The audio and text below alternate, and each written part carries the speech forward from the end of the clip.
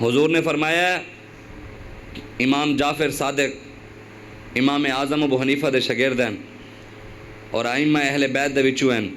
امام جعفر صادق فرمانے کہ قیامت والے دن اللہ تبارک و تعالی ندا دے دے گا کہ ظالم جڑے ہیں سارے کٹھے ہو جائیں۔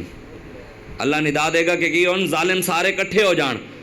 پھر اللہ تبارک و تعالی آواز دے گا بھی جڑے جڑے انہاں دے سپورٹران سن، جڑے جڑے انہاں دے نعرے لاندے سن، جڑے جڑے انہاں نوں ووٹ دیندے سن، سارے وہ بھی آ جان۔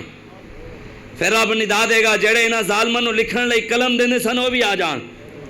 پھر رب ندا دے گا جڑے انہاں ظالماں نوں لکھن لئی سیاہی دیندے سن وہ بھی آ جان۔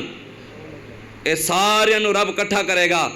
امام جعفر صادق فرمانے کہ قیامت والے دن اللہ تبارک و تعالی پھر فرشتیاں نوں کہے گا کہ لوہے دا ایک تابوت لے آؤ، لوہے دا ایک بڑا تابوت لے کے آؤ، انہاں سارے ظالماں نوں بھی، انہاں دے ووٹراں سپورٹراں نوں بھی، انہاں نوں قلم دین والےاں نوں بھی، انہاں نوں سیاہی دین والےاں نوں بھی، ساریاں نوں اللہ تبارک و تعالی لوہے دے تابوت دے اندر بند کر کے جہنم دے گڑھے چھوڑ دے گا۔